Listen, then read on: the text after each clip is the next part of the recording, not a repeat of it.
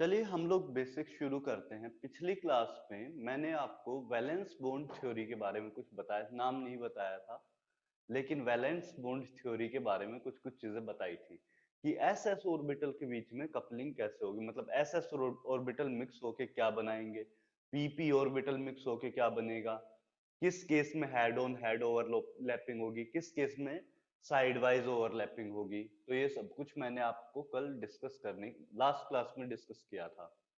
कुछ याद है? हेलो। हाँ आयुष, कुछ याद है क्या? लास्ट क्लास में क्या किया था, देखा था क्या वीडियो? नहीं सर, अभी तक नहीं देखा। नहीं देखा। चलो कोई बात नहीं, देखते हैं। मैं एक सिंपल सा मॉलिक्यूल ले रहा हूं SF6। जस्ट बड़ा सिंपल सा मॉलिक्यूल है। अब यहां पर प्रॉब्लम क्या है, आपको देखना है कि बॉन्डिंग कैसे होनी चाहिए। तो मैं सबसे पहले सबसे सिंपली क्या करूंगा, सल्फर का इलेक्ट्रॉनिक कॉन्फ़िगरेशन लिखने की कोशिश करूंगा, जो हम लोगों ने एटॉमिक स्ट्रक्चर के अंदर सीखा है। तो सल्फर का इलेक्ट्रॉनिक कॉन्फ़िगरेशन कैसा दिखाई देगा? सल्फर का इलेक्ट्रॉनिक कॉन्फ़िगरेशन होगा 1s2 2s2 2p6 3s2 3p4। ऐसा इलेक्ट्रॉनिक कॉन्फ़िगरेशन सल्फर का होना चाहिए। सल्फर का एटॉमिक नंबर कितना है? 16 होता है। तो इलेक्ट्रॉनिक कॉन्फ़िगरेशन ऐसा ही दिखाई देगा, चेक कर लीजिए। सल्फर का एटॉमिक नंबर 16, इलेक्ट्रॉनिक कॉन्फ़िगरेशन के अंदर 16 इलेक्ट्रॉन्स आने चाहिए। 2 + 2 4 + 6 10 + 2 12 + 4 16। सो 16 इलेक्ट्रॉन्स अपने पास यहां पर हैं। और अगर 16 इलेक्ट्रॉन्स यहां पर हैं आपके पास, तो इनको हम लोग अदर रिप्रेजेंटेशन में कैसे दिखाएंगे वो देखिए।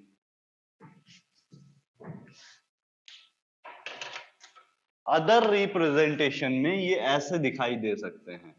1s2 2 इलेक्ट्रॉन्स 1s2 में, 2s2 यहां भी 2 इलेक्ट्रॉन्स हैं, 2p6 यहां 6 इलेक्ट्रॉन्स है। p सब शेल के अंदर आपके पास 6 इलेक्ट्रॉन्स आपको दिखाई देंगे।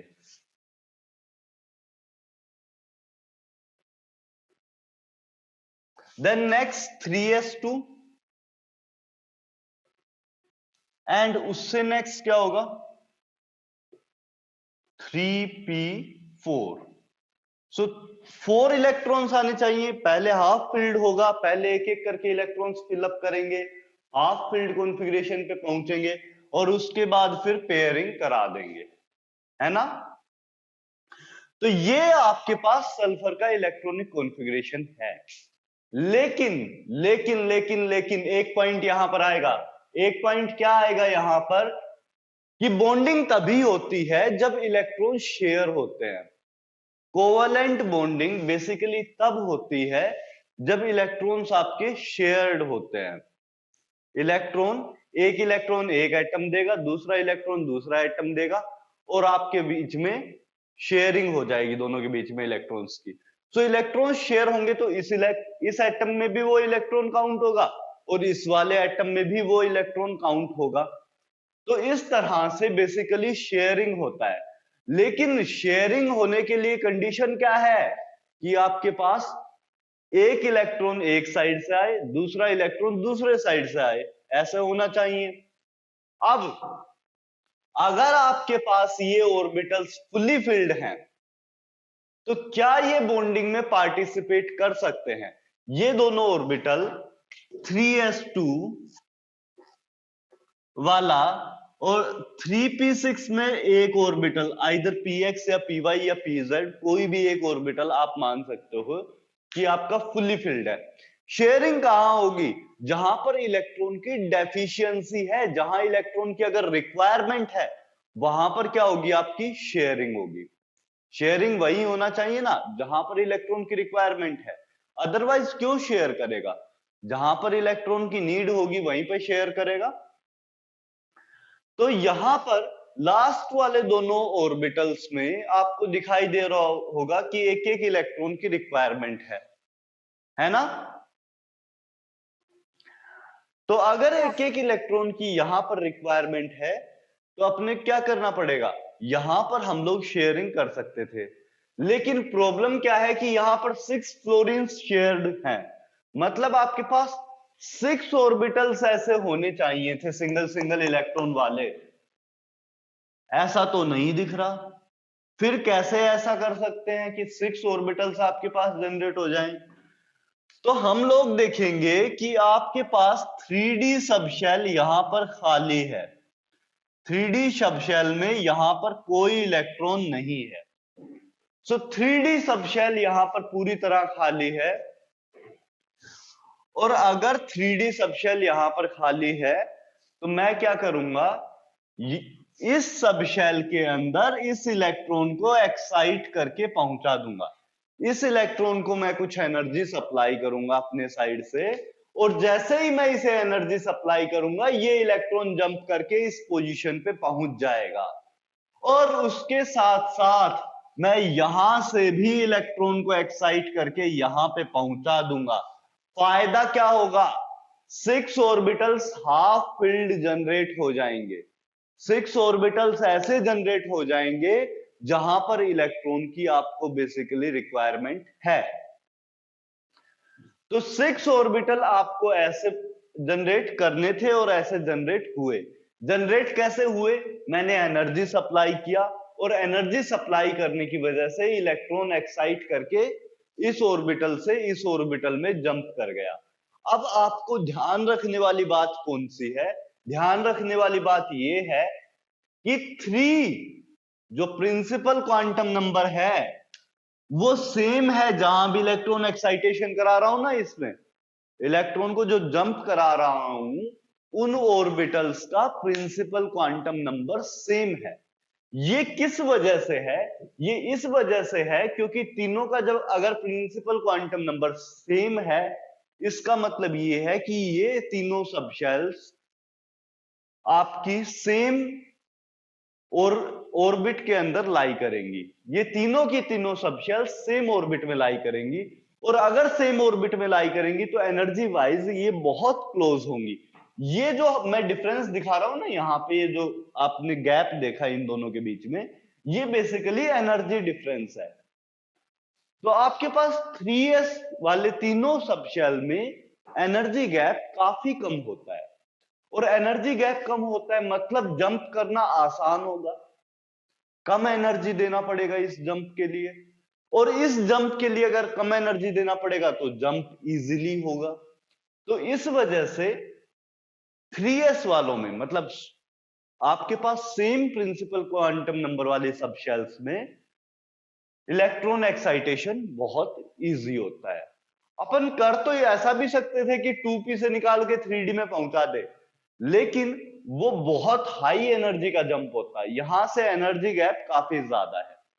तो इसके लिए जो हम लोग एनर्जी सप्लाई करते हैं वो कुछ ज्यादा ही होती, और हम लोग रूम टेम्परेचर पे या नॉर्मल रिएक्शन में उतना एनर्जी नहीं लेते हैं।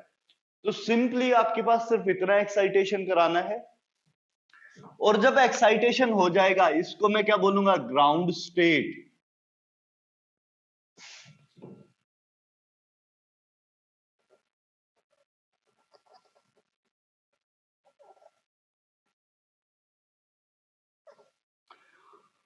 और एक और आएगी excited state. Excited state excitation होने के बाद वाली स्टेट, तो उसे बोलेंगे excited state.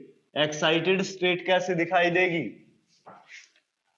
1s2 as it is रहेगा क्योंकि इससे कोई एक्साइटेशन नहीं हुआ है, 2s2 भी एज इट इज रहेगा, लेकिन फर्क कहां आएगा, 3s2 के अंदर 2p6 एज इट इज है, 6 इलेक्ट्रॉन्स मतलब 6 के 6 हैं यहां पर। 3s2 में फर्क आ गया है, क्या फर्क आया है, यहां पे हाफ फिल्ड हो गया है। 3p6 में भी थोड़ा सा फर्क आया है। 3p6 में क्या फर्क आया है, यहां पर एक ऑर्बिटल हाफ फिल्ड हो गया है, और 3d के अंदर आपके पास 2 इलेक्ट्रॉन्स एक्स्ट्रा आ गए हैं। पहले कोई इलेक्ट्रॉन नहीं था, अभी 2 इलेक्ट्रॉन 3d के अंदर आ गए हैं। ये यहां पर आपको 2 इलेक्ट्रॉन्स दिखाई दे रहे होंगे।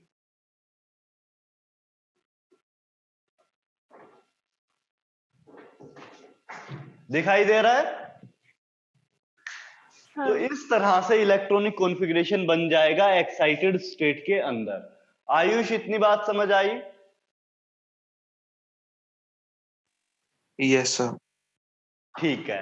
इसके बाद क्या होगा, आपको 6 हाफ फिल्ड ऑर्बिटल्स दिखाई दे रहे हैं। फ्लोरीन अपना एक एक इलेक्ट्रॉन इन ऑर्बिटल्स के साथ शेयर कर लेगा। कैसे? सिंपली मैं ऐसे दिखा देता हूं। यहां पर एक इलेक्ट्रॉन एक्स्ट्रा किसकी तरफ से आ गया, फ्लोरीन की तरफ से। ये जो एक्स्ट्रा इलेक्ट्रॉन है ना, ये किसके साइड से आया है, फ्लोरीन की साइड से।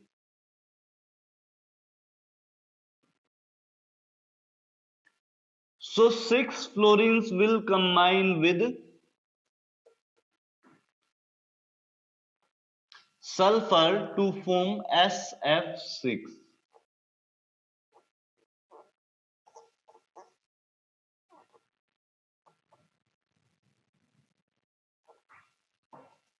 इस तरह से 6 फ्लोरीन एटम एक एक इलेक्ट्रॉन शेयर करके सल्फर के साथ कंबाइन कर जाएंगे और आपका क्या बन जाएगा, SF6 मॉलिक्यूल। ठीक है आयुष? Yes sir. बहुत बढ़िया। तो ये चीज अगर समझ आ गई हो तो जल्दी से कॉपी करो, फिर हम लोग नेक्स्ट प्रोसीड करते हैं। या कॉपी लास्ट क्लास में करवा भी दिया था वैसे मैंने, लेकिन अगर जरूरत है तो कॉपी कर लो। अब 3p4 होगा ना? 3p4, अरे सॉरी सॉरी सॉरी सॉरी,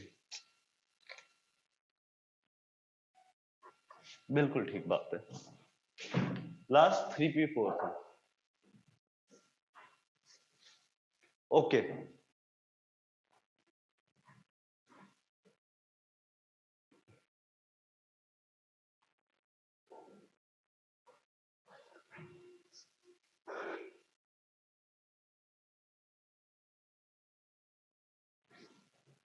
जैसे ही कॉपी हो जाएगा बता देना।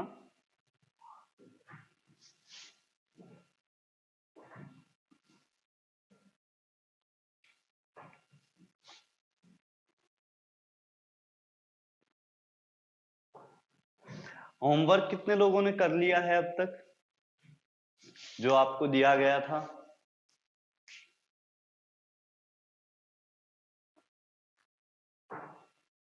श्रेया, आद्या, आर्यन? सर बस एक एक्सरसाइज और बचा है। एक एक्सरसाइज और बचा हुआ है, वो तो सर, आप मेन। हाँ जी। कौन सा होमवर्क था सर? आयुष ग्रुप पे भेजा हुआ था। सर वही स्ट्रक्चर बनाना था ना? स्ट्रक्चर बनाने के अलावा पीरियोडिक प्रॉपर्टीज का मैंने आपको शीट भेजा था, तो उससे आपको करना था एक्सरसाइज 1, एक्सरसाइज 3 एंड एक्सरसाइज 5। और साथ में आपको एक और भेजा था पीडीएफ, जिसमें आप क्वेश्चंस दिए गए थे पीरियोडिक प्रॉपर्टीज के, 30 अराउंड क्वेश्चन थे, वो भी अटेम्प्ट करने थे।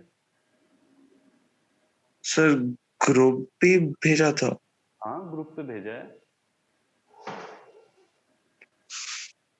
सर मैं सॉल्यूशन एक है से आयुष उसका।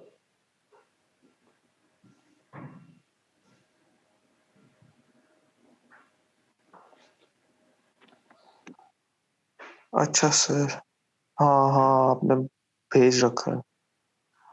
रेगुलरली ग्रुप चेक करते रहा करो, कुछ ना कुछ मैं डालता रहता हूँ मटेरियल वगैरह, तो रेगुलरली एक बार देख लिया करो आयुष। Okay sir. ठीक है,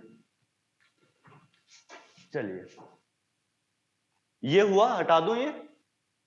हाँ। Yes sir.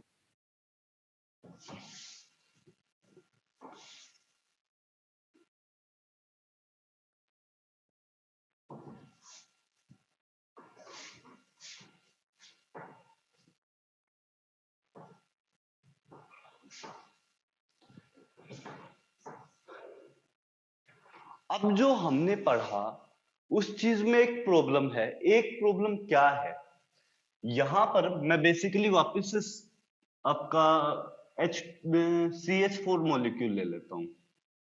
CH4 में सेम काम अगर मैं करता हूं तो कार्बन की ग्राउंड स्टेट कैसे दिखाई देगी?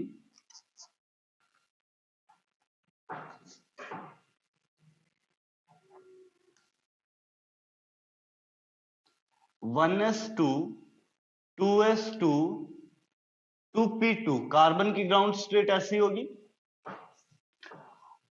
और बॉक्सेस में अगर मैं बनाता हूं तो कार्बन की ग्राउंड स्टेट आपको कुछ ऐसा दिखाई देगा।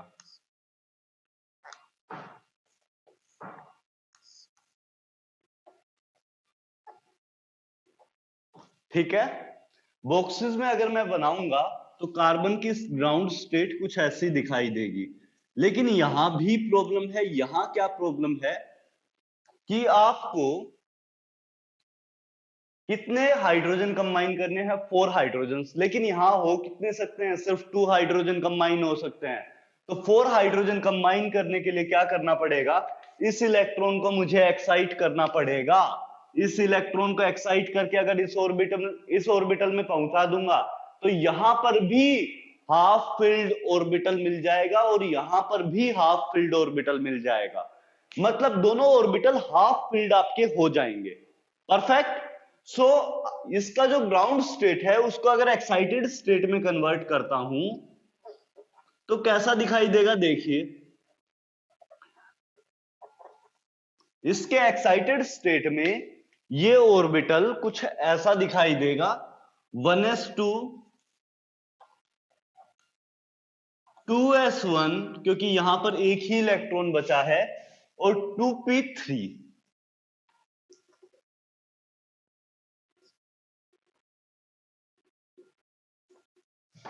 अभी क्या होगा?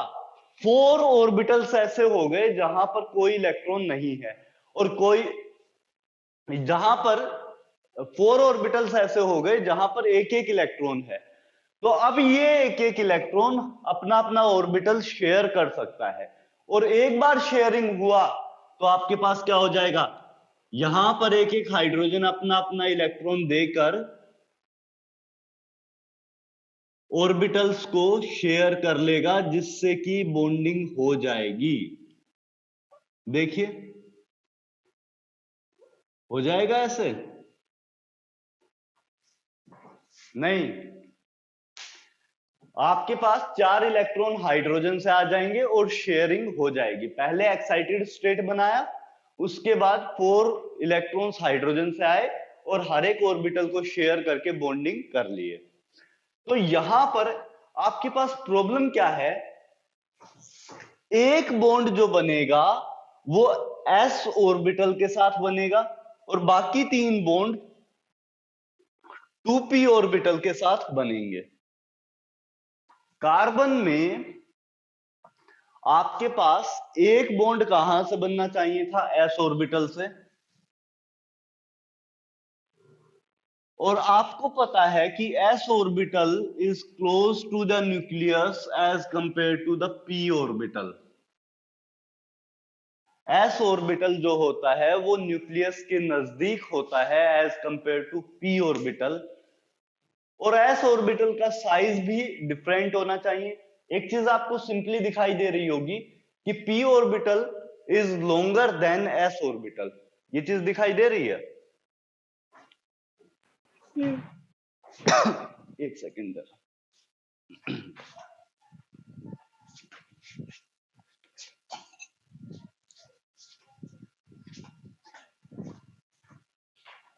So if p orbital is longer than s orbital, तो जो बॉन्ड p ऑर्बिटल से बनना चाहिए था वो लंबा होना चाहिए था एज कंपेयर टू जो बॉन्ड s ऑर्बिटल से बन रहा है।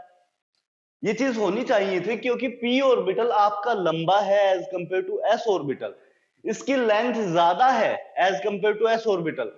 सो ये जो बॉन्ड बनाएगा वो थोड़ा सा लंबा होना चाहिए था as compare to s orbital. सही बात है आद्या? हाँ हाँ। सो आपके पास कार्बन के हाइड्रोजन कार्बन के साथ हाइड्रोजन के 4 बॉन्ड आपके पास जनरेट होने चाहिए। इसमें से क्या होना चाहिए था कि एक बॉन्ड आपका लंबा होता, सॉरी एक बॉन्ड छोटा होता, 3 बॉन्ड आपके लंबे होने चाहिए थे। ऐसा कुछ प्रॉब्लम होनी चाहिए थी that 3 bonds should be elongated and 1 bond should be short, correct? So if 3 bonds are elongated and 1 bond is short, we can say that all 4 bonds in CH4 are not equal. हम लोग क्या बोल सकते थे कि 3 bond आपके पास लंबे हैं, एक बॉन्ड छोटा है, all 4 bonds in CH4 are not equal. सही बात है? हाँ।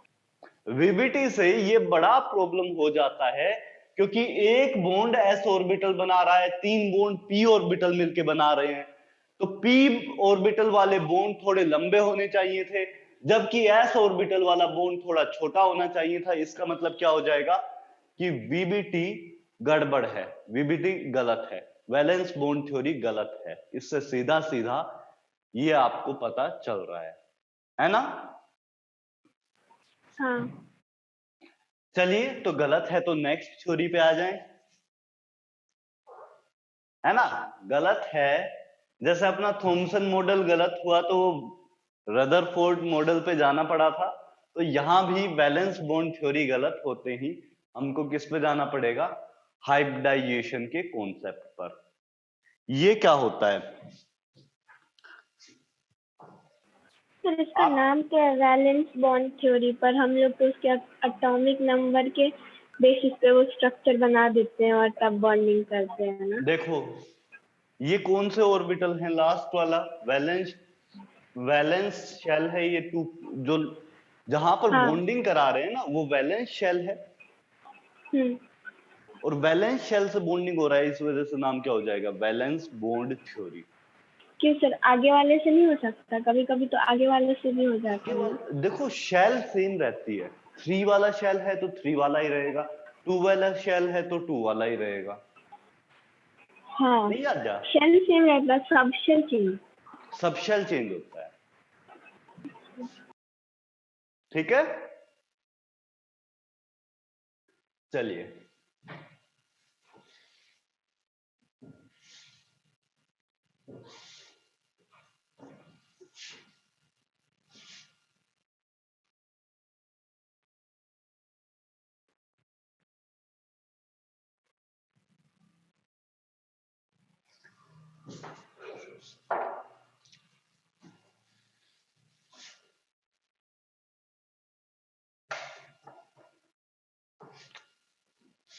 Next concept is hybridisation.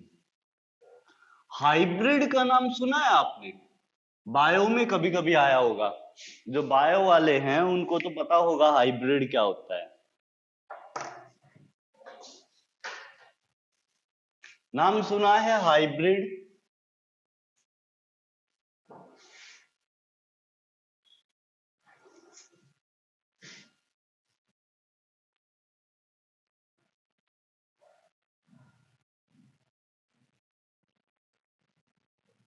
दो तीन जगह आता है, हाइब्रिड क्रॉप्स, हाइब्रिड एनिमल्स, याद है?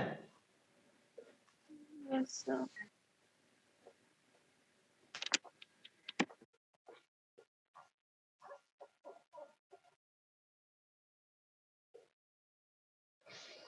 बेसिकली हाइब्रिड का कॉन्सेप्ट क्या होता है कि दो चीजें मिक्स हो जाएं और दोनों के ट्रेंड, जो आपके पास न्यू जनरेशन है, जो नया कुछ बन रहा है, उसमें पास हो जाए। आपके पास दो चीजें हों, वो दोनों मिक्स होंगी और उससे कुछ नया बनेगा, उसमें दोनों के ट्रेंड होंगे, ट्रेट होंगे, ट्रेट शायद बोलते हैं वर्ड। सो दोनों का जो कैरेक्टरिस्टिक्स होंगे वो नई चीज में पास हो जाएंगे। तो यहां भी हाइब्रिडाइजेशन का कॉन्सेप्ट हम लोग यूज करेंगे। हाइब्रिडाइजेशन का मीनिंग क्या हुआ? सिंपली आपके पास एटॉमिक ऑर्बिटल्स मिक्स करके कुछ नए हाइब्रिड ऑर्बिटल्स बना देते हैं, जिनमें जो भी एटॉमिक ऑर्बिटल मिक्स हुआ है उसका कैरेक्टरिस्टिक होगा। लाइक पी और एस ऑर्बिटल्स मिक्स होके आपके पास कोई नया हाइब्रिड स्टेट बना देंगे या नए हाइब्रिड ऑर्बिटल बना देंगे जिनमें एस का कैरेक्टर भी होगा और पी का कैरेक्टर भी होगा। और बेसिकली वो एस और पी से कंप्लीटली डिफरेंट भी होंगे। थोड़ा थोड़ा कैरेक्टर आएगा लेकिन एस और पी से डिफरेंट भी होंगे। शेप में भी शायद दिखाता हूं कैसे।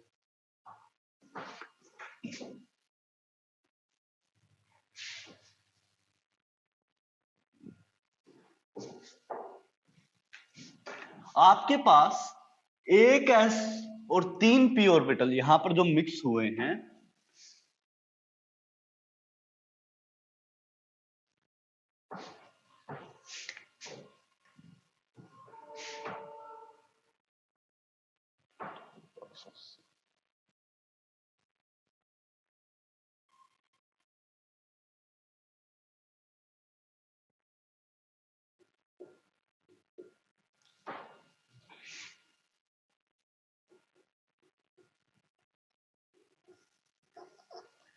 मिक्स होके 4 नए हाइब्रिड ऑर्बिटल बनेंगे। जितने एटॉमिक ऑर्बिटल्स मिक्स होंगे उतने ही हाइब्रिड ऑर्बिटल नए बनेंगे। एक एस और 3 पी ने मिक्स होके 4 नए हाइब्रिड ऑर्बिटल बनाए और उनकी शेप कैसी होगी, ऐसी दिखाई देगी। हाइब्रिड ऑर्बिटल की यही शेप होती है, एक लोब छोटा होता है, एक लोब बड़ा होता है। या इसको और छोटा सा बना सकता हूं मैं, कुछ ऐसा देखिए।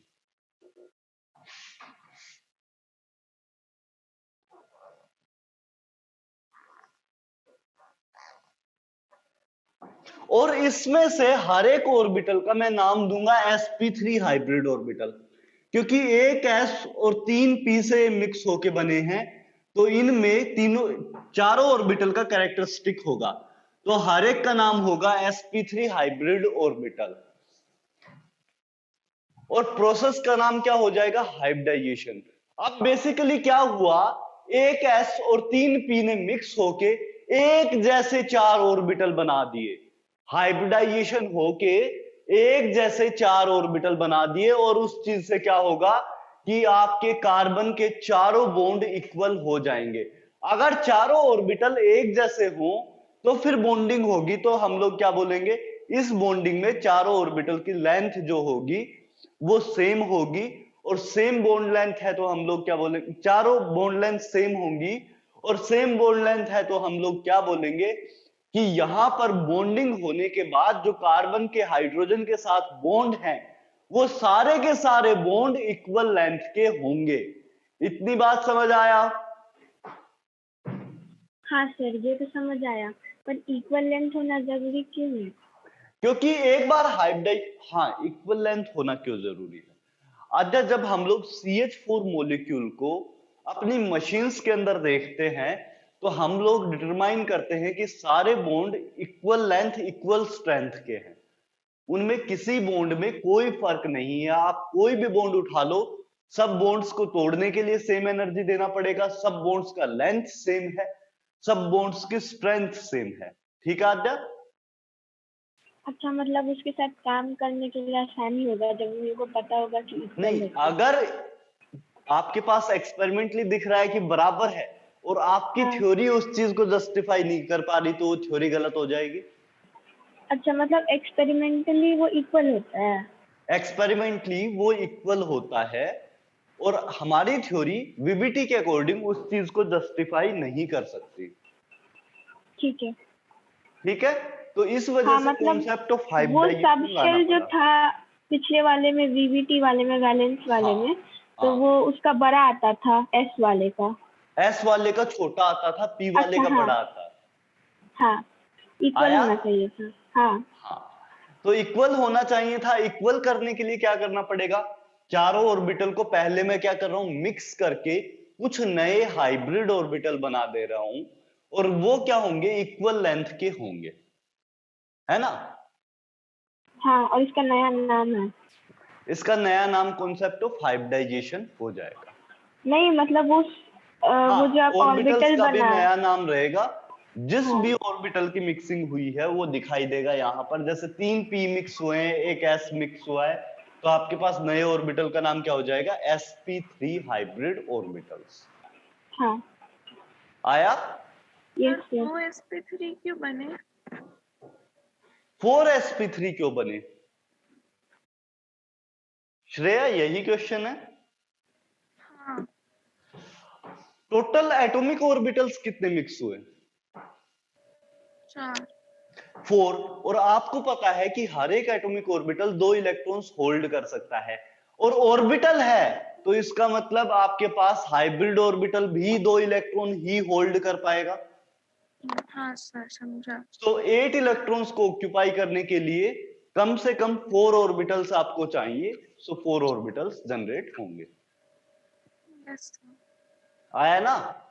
इस पार्ट को एक बार लिख लो, हाइब्रिडाइजेशन। फिर मैं इसका थ्योरी साथ साथ बोल देता हूं, या पहले थ्योरी लिख लो उसके बाद डायग्राम बना लेना। Intermixing of atomic orbitals, intermixing of atomic orbitals, intermixing of atomic orbital will result into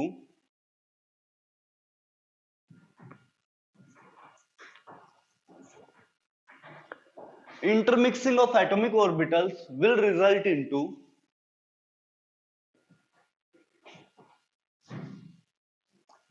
formation of new hybrid orbitals,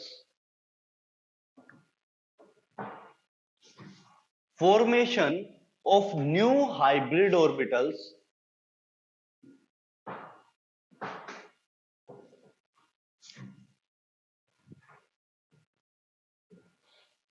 new hybrid orbitals which are equal in shape, size and energy, which are equal in shape, size and energy, which are equal in shape, size and energy. The intermixing of atomic orbitals will result into formation of new hybrid orbitals which are equal in shape, size and energy, and this process is known as hybridization. This process is known as hybridization. Perfect, done? Yes sir. And this process is known as hybridization.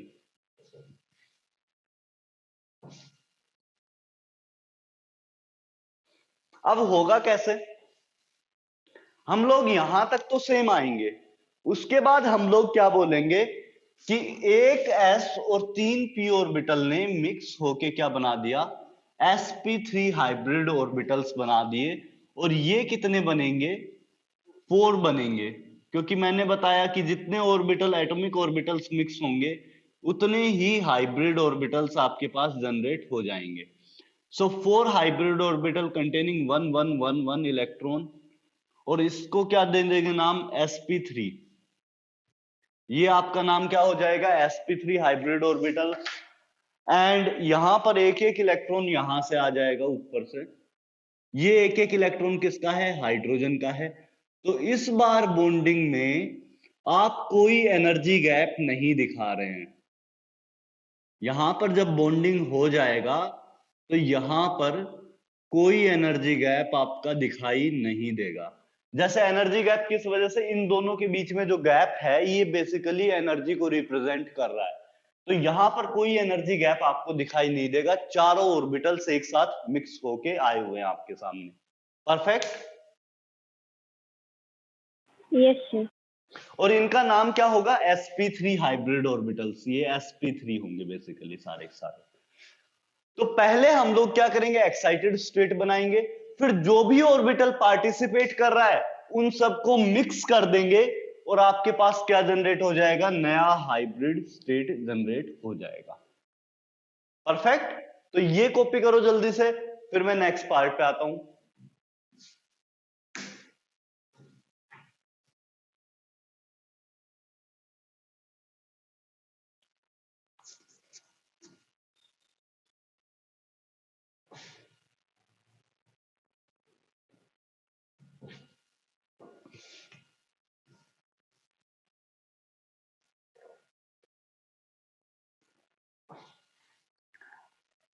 Homework करना एक regular habit बनाओ और NCERT पढ़ना भी एक regular habit बनाओ। जो आपको शुरुआत में बताया गया था कि आपको एनसीईआरटी पढ़नी है ऐसे, उसको अपना एक रेगुलर हैबिट बनाओ।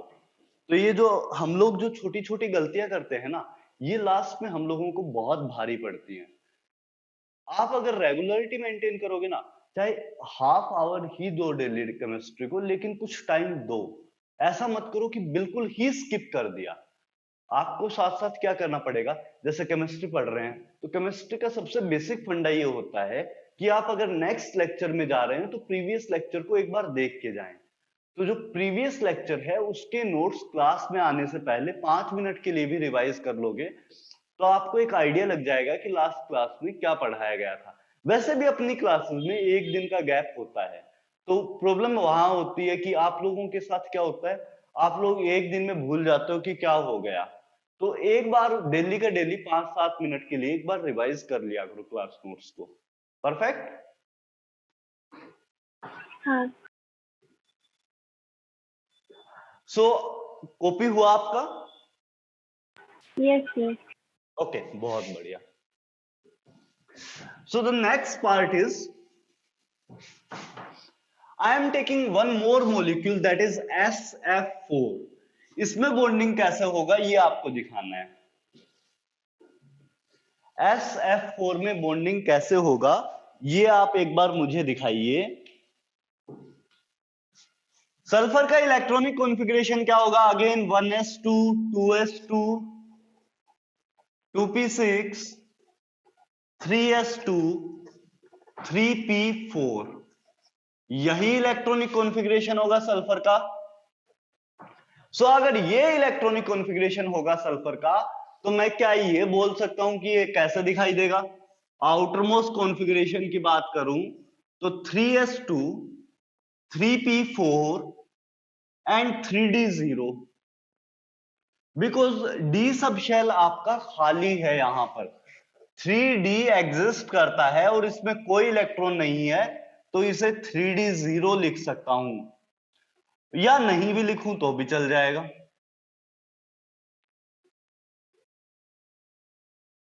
ओके, सो आपको इस बार कितने ऑर्बिटल्स जनरेट करने हैं? 4 ऑर्बिटल्स। फ्लोरीन के साथ 4 बॉन्ड्स बनने चाहिए, सो 4 ऑर्बिटल्स जनरेट करने हैं। 4 ऑर्बिटल्स कैसे जनरेट करूंगा? एक इलेक्ट्रॉन को एक्साइट करके यहां पहुंचा दूंगा, तो 3 ऑर्बिटल्स ये वाले हो जाएंगे और एक ऑर्बिटल ये वाला हो जाएगा। नेट मिला के आपके पास 4 ऑर्बिटल्स जनरेट हो जाएंगे। हाँ, और हाइब्रिडाइजेशन भी 4 का होगा। हाँ,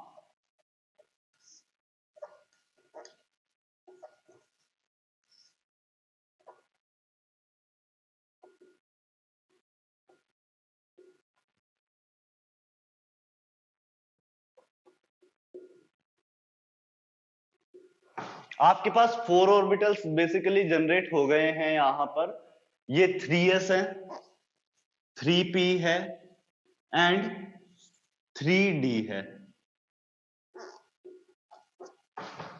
3s 3p 3d। सो 3s 3p 3d में जब आपका बॉन्डिंग हो जाएगा तो एक एक इलेक्ट्रॉन एक्स्ट्रा आ जाएगा, और ये एक एक इलेक्ट्रॉन कहां से आया होगा? फ्लोरीन के साइड से एक्स्ट्रा इलेक्ट्रॉन आया होगा, शेयरिंग की होगी, इसने बॉन्ड फॉर्मेशन किया होगा। क्या ऐसा करना सही है? बोलो। हाँ, आद्या, हाइब्रिडाइजेशन कौन कराएगा? वो 4 जो हम लोग ऊपर लिए हैं ना। हाँ, पहले वो मिक्स होंगे, पहले वो मिक्स होंगे, उसके बाद बॉन्डिंग होगा। अभी अभी तो यही तो बताया है कि पहले वो आपस में मिक्स होंगे, फिर उसके बाद बॉन्डिंग होगा। 4 नए ऑर्बिटल जनरेट कराने पड़ेंगे, बताया था। हाँ, तो भूल आप उसको गए, नीचे बड़ी जल्दी लिखिए ना। भूल जाते हो। छोटे छोटे बच्चे बड़ी जल्दी चीजें भूल जाते हैं, तो वो हो रहा है। 1 2 3 4 ऑर्बिटल्स आपके जनरेट होंगे, है ना? हाँ, ये मिक्स होके 4 ऑर्बिटल्स आपके जनरेट होंगे। अब आप बोलोगे सर 5 नहीं होने चाहिए थे। 5 होने चाहिए थे या 4 होने चाहिए थे? ये तो आप पॉइंट बोले बहुत बड़ा है। जितना मिक्स होगा उतना ही बनेगा, तो 4 होना हाँ, चाहिए ना। 4 होना चाहिए, लेकिन एक प्रॉब्लम ये है कि ये जो लोन पेयर है ये भी आउटर मोस्ट शेल में एग्जिस्ट कर रहा है। अब इंटरमिक्सिंग सिर्फ आपका कुछ सबशेल्स का नहीं हो सकता, सबको मिक्स होना पड़ेगा आउटर मोस्ट वाली को। आउटर मोस्ट शेल वाले जितने भी ऑर्बिटल्स हैं सबको मिक्स होना पड़ेगा। तो आप सिर्फ ऐसा नहीं कर सकते कि इसको स्किप कर दो और इन दोनों को ले लूंगा, ऐसा नहीं होगा। होगा क्या कि आउटर मोस्ट शेल में जितने भी इलेक्ट्रॉन्स हैं या जितने भी ऑर्बिटल्स हैं आउटर मोस्ट शेल में, वो सारे के सारे ऑर्बिटल मिक्स होने चाहिए। दो इसका कोई रोल नहीं होगा, ऐसा नहीं होगा कि इसका कोई रोल है बॉन्डिंग में, ये एज इट इज ही रहेगा। ये दो इलेक्ट्रॉन किसके हैं?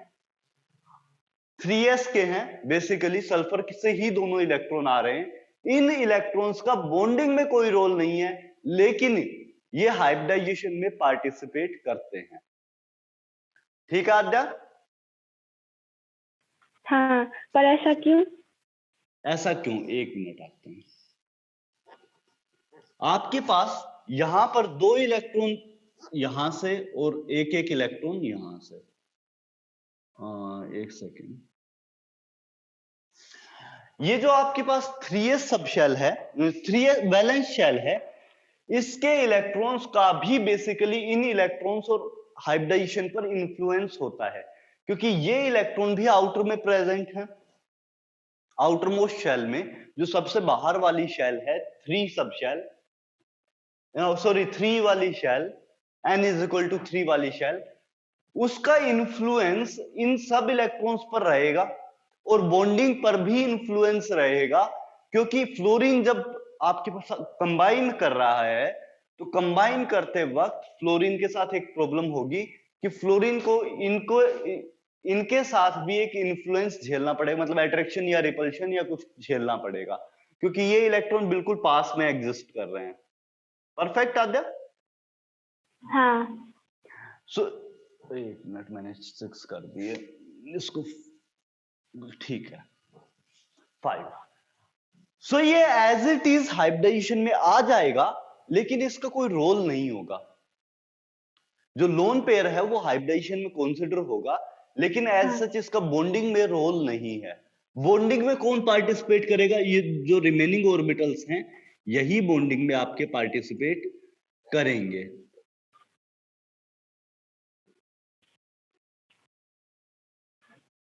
कुछ ऐसा। वो उसके बहुत ज्यादा पास था इसलिए आ गया क्या? हाँ, इस वजह से जो आउटर मोस्ट शेल में एग्जिस्ट करता था, इस वजह से ऐसे आ गया। ठीक है? हाँ। चलिए, तो इतना बात समझ आया? मतलब लोन पेयर भी आपका हाइब्रिडाइजेशन में कंसीडर होगा। ओके? जो लोन पेयर किसको बोलते हैं?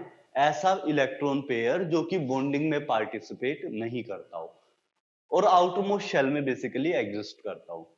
सो आउटर मोस्ट शेल का जो इलेक्ट्रॉन पेयर बच गया उसको हम लोग क्या बोलते हैं? Lone pair.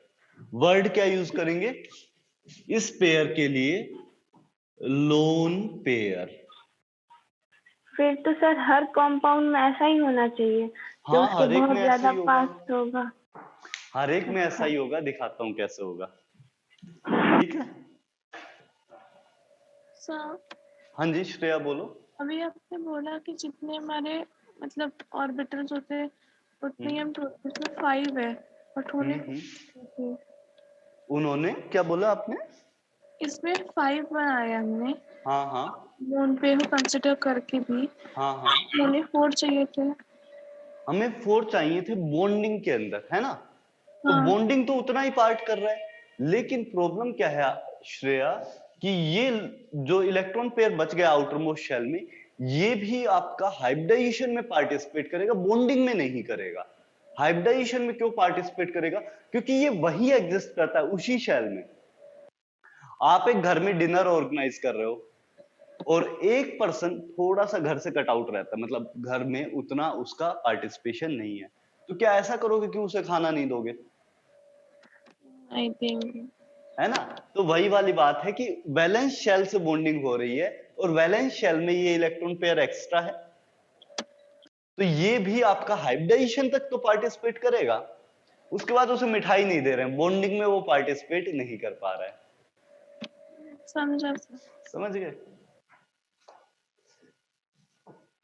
ठीक है। सो SF4 आप ड्रॉ कीजिए और उसके जस्ट बाद मैं आपको बोलता हूं कि कैसे हाइब्रिडाइजेशन निकालने का शॉर्टकट होता है, मतलब निकालने का बढ़िया मेथड क्या है। ये तो प्रॉपर मेथड है, इससे करोगे तो निकल के आएगा, काफी टाइम लगेगा आपको। फिर अब बताते हैं कि इजीली कैसे निकाला जा सकता है बिना कुछ किए। हाँ जी, हाँ जी। CH4 में किया था कि एक हमारा s ऑर्बिटल था और 3 हमारा p p ऑर्बिटल ऑर्बिटल था। यहां पर नाम क्या होगा, sp3 और एक d ऑर्बिटल है तो नाम हो जाएगा sp3d। यहां पर हाइब्रिडाइजेशन का नाम क्या होगा, sp3d। ठीक है, आद्या ये sp3d वाला कॉन्सेप्ट समझ आया? हाँ। ठीक है।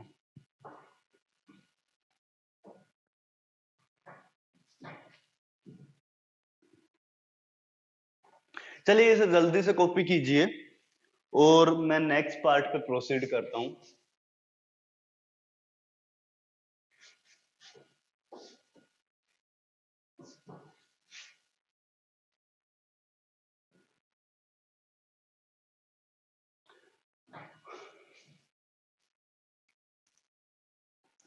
होमवर्क करना आपने ध्यान रखना है।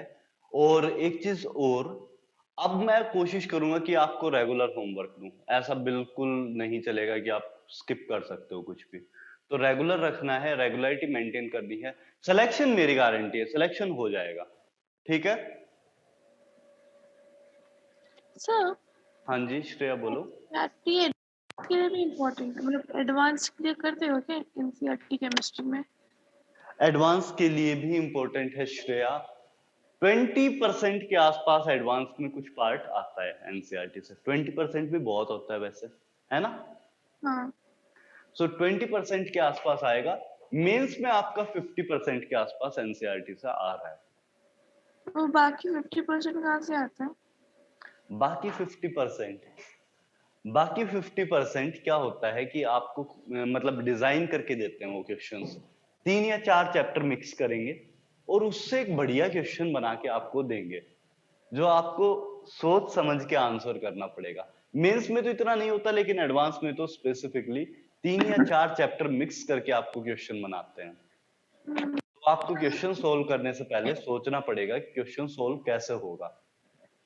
Okay yes sir.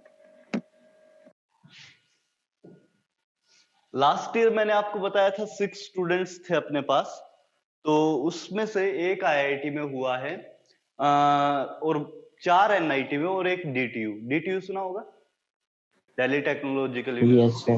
आईआईटी के बराबर रैंकिंग है जिसकी। तो सबका बढ़िया हो गया है और मतलब काउंसलिंग चल रहा है अभी करंटली, लेकिन सबका सेट हो गया है। सर वो 99.15 परसेंटाइल वाले भैया को क्या हुआ? उसके साथ प्रॉब्लम हो गई। उसको मैंने बोला कि चॉइसेस फिलअप करो मॉक राउंड में, इस बार उसने क्या किया, चॉइसेस ही फिलअप नहीं की। क्या नहीं फिलअप किया? चॉइसेस फिलअप करनी होती है ना श्रेया, काउंसलिंग के लिए। अच्छा हाँ हाँ हाँ। तो वो अब तक ये सोच रहा था कि 15 तक फिलअप करनी है। ये एक प्रोसीजर होता है काउंसलिंग का, इसको अगर ढंग से नहीं किया जाए तो प्रॉब्लम हो जाती है। तो श्रेया मैंने उन लोगों को पीडीएफ बना के दी थी कि इस ऑर्डर में चॉइसेस फिलअप करनी है। तो उसने क्या किया कि 15 तक का टाइम समझ के और फिलअप नहीं किया। तो पहले मॉक राउंड में, मॉक राउंड क्या है कि पहले आपको एक मॉक राउंड करके दिखाते हैं कि किसको क्या मिल सकता है। उसने चॉइसेस फिलअप नहीं की तो उस मॉक राउंड में कुछ भी अलॉट नहीं हुआ है। 15 तक वो वापस से फिलअप करेगा, फिर सेकंड मॉक राउंड में एग्जैक्टली पता चलेगा कि उसको मिलेगा क्या। ठीक है, ये रैंक क्या आई? उनकी रैंक जो है वो 9000 है, 99.1। ठीक है, हाँ। देखो अगर मैं आपको एक सिंपल सी बात बताता हूँ, जो गर्ल्स कैटेगरी से है, अगर आईआईटी की प्रिपरेशन कर रहा है, आपके लिए 17% रिजर्वेशन है, जो एक बहुत बड़ी चीज है। सर अभी 20 हो गया। 20 आईआईटीज में, जो एनआईटीज में 17% है करंटली। हाँ। सो 20% रिजर्वेशन अगर आप देखोगे टॉपर्स की लिस्ट, तो गर्ल्स बहुत कम होती है, बहुत ही कम। सो आईआईटी के अंदर हम लोगों के टाइम में 20:1 का, एनआईटी के अंदर 20:1 का रेशियो था, मतलब 20 बॉयज पर 1 गर्ल एग्जिस्ट करती थी। तो समझ लो कितना खराब रेशियो था। सो इसी वजह से रिजर्वेशन लेके आए थे, और इसमें गर्ल्स को बहुत बढ़िया फायदा मिल रहा है, मतलब नीचे तक की रैंक पे आपको एनआईटी इजीली मिल जा रहा है। और अगर ऊपर की स्कोर करोगे तो ब्रांच बहुत इजीली बहुत अच्छी ब्रांच मिलेगी। ठीक है, सो वो कोटा से हमारी रैंक इंक्रीज हो जाती है, क्या हो जाता है? आपका जैसे ब्रांच मिलने में, जैसे कंप्यूटर साइंस जो नॉर्मल स्टूडेंट था वो 50 रैंक पे मिलता है, हाँ। ऑल इंडिया रैंक 50 तक मिलता है आईआईटी बॉम्बे के अंदर। लेकिन प्रॉब्लम क्या होता है कि जैसे गर्ल्स कोटा है 20%, सो मतलब 10 सीट्स आपके लिए बुक हैं गर्ल्स के लिए, और मानो कि 10 गर्ल्स आपको मिली 100 रैंक तक, तो नॉर्मली जो बॉयज में लाना पड़ता है जनरल कैटेगरी में 50 रैंक, गर्ल्स 100 रैंक लाकर भी सेम ब्रांच ले सकते हैं। और बेसिकली 100 तक 10 गर्ल्स नहीं मिलती, 20 गर्ल्स नहीं मिलती है, 10 तो मिल भी जाएंगी शायद। 20 गर्ल्स 100 तक नहीं मिलेंगी आपको, आपको ये लेने के लिए 200 तक जाना पड़ेगा। मतलब जो जर्नल वाले लड़के को 50 रैंक लानी पड़ती, वो आपको 200 रैंक में भी काम चल सकता है। यस। ठीक है, तो इजीली ये काम हो सकता है गर्ल्स के लिए। कोई कैटेगरी लगती है तो बहुत ही अच्छी बात है, वरना ईडब्ल्यूएस का अपना बनवा लो, वो बहुत ही जरूरी होता है। ईडब्ल्यूएस भी बहुत फायदा कर रहा है। सर अगर कोई जनरल है तो उसको तो थोड़ी ना बनेगा। नहीं, जैसे क्या होता है कि गवर्नमेंट जॉब में नहीं है, लैंड वगैरह नहीं है, तो बन जा रहा है। ऑफिशियल अगर नहीं है तो चल जाता है। ईडब्ल्यूएस क्या है?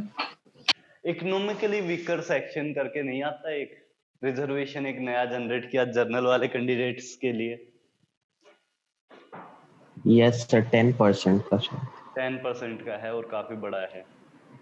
सर जनरल कैटेगरी, हाँ जी, जनरल कैटेगरी के लिए रिजर्वेशन कितना है सर? 10% है अगर इकोनॉमिकली वीकर सेक्शन से आपको 8 लाख से कम इनकम है, कुछ 5 एकड़ लैंड से कम है, और कुछ और 2-4 कंडीशन है। गवर्नमेंट जॉब में नहीं होना चाहिए, बेसिकली बात ये है। गवर्नमेंट जॉब में भी A क्लास ऑफिसर कुछ ऐसे है, तो वो सब में अगर नहीं आता है तो ईडब्ल्यूएस का इजीली आपका बन जाएगा। ठीक है, कास्ट सर्टिफिकेट कोई ईडब्ल्यूएस या एससी एसटी हो, तो अगर उनकी 15,000 रैंक भी होती है तो कास्ट सर्टिफिकेट लाके दिखाते हैं कि 3,000 रैंक हो जाती है। 3000 रैंक नहीं हो जाती है। देखो श्रेया, जो कास्ट में रैंक होगी वो अलग निकलती है, कैटेगरी वाइज रैंक अलग निकलती है। जैसे 15,000 ओवरऑल रैंक है तो ओबीसी रैंक यूजुअली 1/3 होता है, तो उसका ओबीसी रैंक मिलेगा 5,000। और ओबीसी के लिए 27% रिजर्वेशन है, मतलब काफी बड़ा रिजर्वेशन है, अराउंड 30% रिजर्वेशन हो गया। तो जर्नल वाले बच्चे को जो 5,000 रैंक पे ब्रांच मिलती, वो ओबीसी वाले को 15,000 रैंक पे सेम ब्रांच मिलेगी। आया? तो ऐसे होता है, लेकिन ये है कि किस्मत की बात है। मैं आपको एक सबसे बढ़िया बात बताता हूँ। देखो, जिस बच्चे की सबसे लो रैंक थी, 92 परसेंटाइल पे था ओवरऑल, केमिस्ट्री परसेंटाइल तो 98.3 था, लेकिन ओवरऑल एक 92 परसेंटाइल के एक बच्चा था, मतलब 80,000 90,000 रैंक थी उसकी, काफी कम रैंक थी। और उसकी किस्मत इतनी अच्छी थी कि उसको डिफेंस का कोटा मिल गया, सो उसको डीटीयू मिल रहा है। मेरे पास लास्ट ईयर एक स्टूडेंट था, उसको DTU मिल रहा है, मतलब DTU मतलब IITs के बराबर, और उसमें भी टॉप ब्रांच मिलने जा रही है कंप्यूटर साइंस शायद, और वो 90,000 रैंक पे है। DTU क्लोज होता है 3,000 4,000 पे। हाँ, तो ऐसे भी होता है, रिजर्वेशन का फायदा मिलता है आपको, खासकर डिफेंस वालों को तो खैर मिलना ही चाहिए, उसके पापा डिसेबल्ड थे वॉर में, तो उसका तो पक्का है ही। बाकी मैं आपको एक आइडिया दे रहा हूं, आपको अगर कुछ फायदा मिल रहा है तो वो लेना चाहिए, अगर नहीं मिल रहा है तो कोई बात नहीं, अपने को फाइट करना ही है, लेकिन अगर कुछ मिल रहा है तो वो फायदा उठा लेना चाहिए। और जो नॉर्मल स्कूल के बच्चे हैं, जैसे ये मेरे पास जो थे 6 बच्चे, वो सारे के सारे नॉर्मल स्कूल से आते थे, मतलब सिर्फ केमिस्ट्री पढ़ रहे थे, फिजिक्स और मैथ भी नहीं पढ़ रहे थे, और सबका NIT हो जाता है तो बहुत अच्छी बात है ना। बिल्कुल लो रैंक से उठ के, मतलब बिल्कुल लो लेवल से, यहाँ पर जो ये 90,000 वाला बच्चा है, ये बच्चा यहाँ पर एक लोकल स्कूल है, उसमें 13 सेक्शंस हैं, और उसके लास्ट सेक्शन से था, मतलब सबसे लो वाले सेक्शन से, और 10th में परसेंटेज इसके 60% है, और ये DTU जाएगा, सोच लो 10th में बस 60% से आया हुआ है ये। ऐसे ऐसे बच्चे क्वालिफाई कर रहे हैं, तो हम लोग तो बहुत अच्छी कैटेगरी में है शायद। सबका सबका कितना कितना है, एक अमन का थोड़ा सा कम है, बाकी सबका ऊपर है ना। 10th परसेंटेज सबका बहुत हाई है। Yes sir. सो सब लोग इजीली IIT निकाल सकते हो। सर वो डिपेंड करता है कितनी मेहनत की है हमने। नहीं, मेहनत पे नहीं, रेगुलरिटी पे। आयुष, अगर रेगुलरिटी मेंटेन कर दोगे, रेगुलर पढ़ाई करोगे, चाहे 1 घंटे या आधे घंटे ही करो, लेकिन रेगुलरिटी मेंटेन करना बहुत जरूरी है। क्लासेस मिस नहीं करना, जो सबसे बड़ी गलती करते हैं हम लोग। Yes sir. क्लासेस मिस करना एक बहुत बड़ी गलती है, ये गलती बिल्कुल नहीं करनी है। ओके, क्लासेस मिस नहीं करनी है आपको, रेगुलरिटी मेंटेन करनी है। जो मेरा ऑल इंडिया रैंक 25 वाला स्टूडेंट था, वो मैक्सिमम 6 आवर्स ही पढ़ता था पर डे। 6 आवर्स से ज्यादा कभी उसका कैपेसिटी नहीं रहा पर डे सेल्फ स्टडी में, 6 आवर्स से ज्यादा कभी नहीं रहा, लेकिन 6 आवर्स में उस इजीली क्वालिफाई किया और ऑल इंडिया रैंक 25 पे किया। सर हाँ जी श्रेया। वो 6 आवर्स तो मतलब ट्यूशन एक्सक्लूड करके उन्होंने एक्सक्लूड करके सेल्फ स्टडी के लिए बात करता ट्यूशन और स्कूल को तो छोड़ के उतना ही बचता है टाइम से। हूँ, उतना ही बचता है, लेकिन आपके पास टाइम कहाँ होता है, जैसे संडे का टाइम है। संडे के टाइम में मेरा खुद का मैं बताता हूँ मैं क्या करता था। संडे के टाइम में वीक में जितना कुछ हुआ है, वो सब कुछ मैं हर एक संडे को बैठ के रिवाइज करता था। जितना सब कुछ हुआ है, संडे को आपको टाइम मिला, संडे को अच्छा खासा टाइम होता है, या संडे को भी क्लासेस हैं? हाँ होता है। संडे को भी क्लास। आर्यन, लेकिन आर्यन उतनी क्लासेस नहीं होते होंगे, स्कूल तो एटलीस्ट क्लोज होता होगा, है ना। हाँ हाँ। तो देखो, संडे को टाइम निकाल के 3 या 4 घंटे आप निकालो अच्छे से, और वीक में क्या हुआ, नोट्स को रिवाइज करो, जो क्वेश्चंस आपसे सोल्व नहीं हो पाए, होमवर्क जो रह गया, वो सब कुछ एक साथ आप वीकली कर सकते हो। मैं जानता हूँ प्रेशर बहुत ज्यादा है, ऐसा नहीं है कि प्रेशर कम है, प्रेशर काफी ज्यादा है, मैं जानता हूँ। लेकिन मेरे पास लास्ट ईयर एक स्टूडेंट थी महिमा करके, मेरी रिलेटिव भी है, तो लास्ट ईयर स्टूडेंट थी, वो 6 में है, उसका NIT मिल रहा है, और वो क्या करती थी, वो पूरे साल भर उसने कभी होमवर्क नहीं किया, साल भर कभी होमवर्क नहीं किया, लेकिन लेक्चर्स को इतना ध्यान से सुनती थी कि लेक्चर में जो बोल दिया उसे पता रहता था कि ये बताया गया है। परफेक्ट। सो लेक्चर्स ध्यान से सुनती थी, सिर्फ कोई होमवर्क नहीं किया, और 97 परसेंटाइल ओवरऑल उसके आ गए, और गर्ल्स कैटेगरी लग के वो NIT के अंदर सेलेक्ट हो गई है। तो सोच सकते हो आप, समझे। क्या चीज ज्यादा इंपॉर्टेंट है, ये बात समझ आई होगी मेरा पॉइंट। Yes sir. सबसे ज्यादा इंपॉर्टेंट क्या है, क्लास लेक्चर्स। फिर उसके बाद इंपॉर्टेंट क्या है, रिवीजन।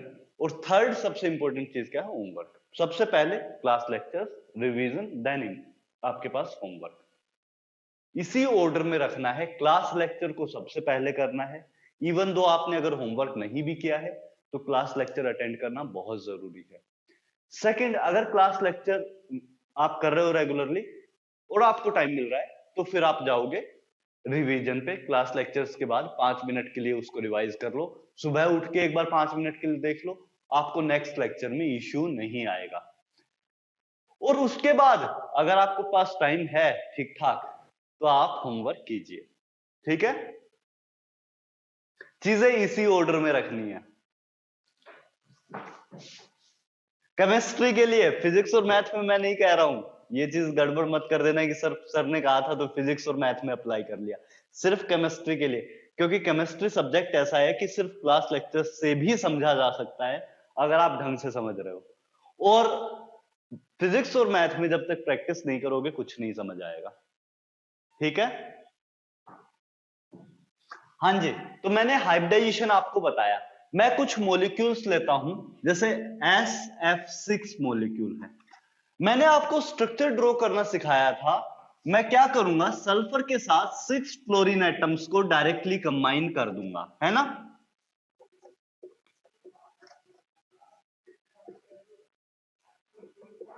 ऐसा कुछ सल्फर के साथ मैंने 6 फ्लोरीन एटम्स को कंबाइन कर दिया। और जब कंबाइन किया तो इसके पास, क्या सल्फर के पास कोई भी इलेक्ट्रॉन पेयर बचेगा?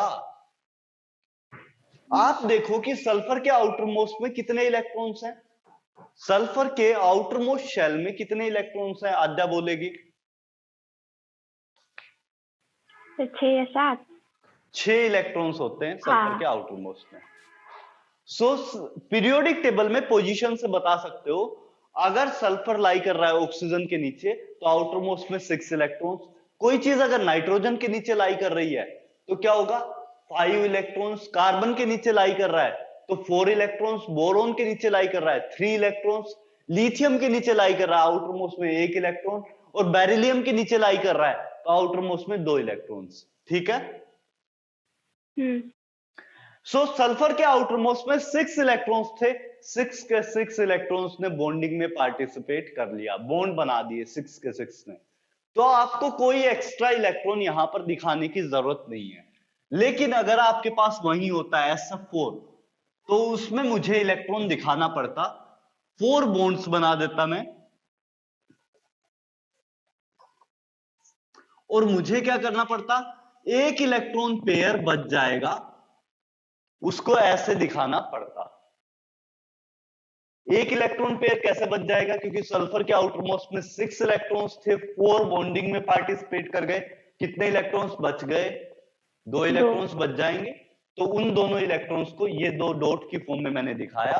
और यहां पर ये क्या दिखा दिया कि ये एक ऑर्बिटल के अंदर लाई करते हैं। परफेक्ट, ये ऑर्बिटल जैसा शेप दिख रहा है आपको। हाँ। हाइब्रिड ऑर्बिटल का छोटा वाला लोब मैंने नहीं दिखाया, सिर्फ बड़े वाला लोब दिखा दिया है। ठीक है आद्या। Yes sir. सो इस वजह से ये बाहर हम लोग दिखाते हैं लोन पेयर के, ये जो बाहर आउटर वाला स्ट्रक्चर होता है लोन पेयर का, वो इस वजह से दिखाते हैं। ये बेसिकली ऑर्बिटल को रिप्रेजेंट करता है। सो अब आपको चेक करना है हाइब्रिडाइजेशन। तो मैंने क्या बोला, जितने ऑर्बिटल आपके बॉन्डिंग में पार्टिसिपेट करेंगे और जितना लोन पेयर को ऑक्यूपाई कर रहा होगा आउटर मोस्ट में, सबके सब हाइब्रिडाइजेशन में लोन पेयर भी कंसीडर होगा और बॉन्डिंग वाले इलेक्ट्रॉन्स भी कंसीडर होंगे, है ना। हाँ। तो अगर सब कुछ कंसीडर होगा तो कितने ऑर्बिटल्स बॉन्डिंग में पार्टिसिपेट करने चाहिए SF6 के अंदर? 1 2 3 4 5 6 orbitals should participate in hybridisation. Basically जितने बॉन्ड बन रहे हैं उतने ही ऑर्बिटल हाइब्रिडाइजेशन पार्टिसिपेट कर रहे होंगे। प्लस लोन पेयर होता तो उसको भी कंसीडर करते, लेकिन यहां पर लोन पेयर नहीं है। तो मैं क्या करूंगा, जितने ऑर्बिटल बॉन्डिंग में पार्टिसिपेट कर रहे हैं वो सबके सब हाइब्रिडाइजेशन में कंट्रीब्यूट करेंगे। तो यहां पर 6 ऑर्बिटल्स पार्टिसिपेट कर रहे हैं। मैं एस से शुरू करूंगा, एस ऑर्बिटल होगा हाइब्रिडाइजेशन के अंदर, क्योंकि स्टार्ट हमेशा एस से होता है। सो एस ऑर्बिटल आपका हाइब्रिडाइजेशन में आ जाएगा। फिर क्या हो जाएगा, 3p ऑर्बिटल्स, क्योंकि p उसके बाद फुल्ली फिल्ड हो जाएगा, 3p ऑर्बिटल्स। और d ऑर्बिटल कितने हो जाएंगे, 2, क्योंकि नेट 6 ऑर्बिटल्स हैं, एक s हो गया, 3p हो गए, 2d हो गए, टोटल 6 ऑर्बिटल्स हो गए। हाँ हो गए। अच्छा। हाँ अमन बोलो।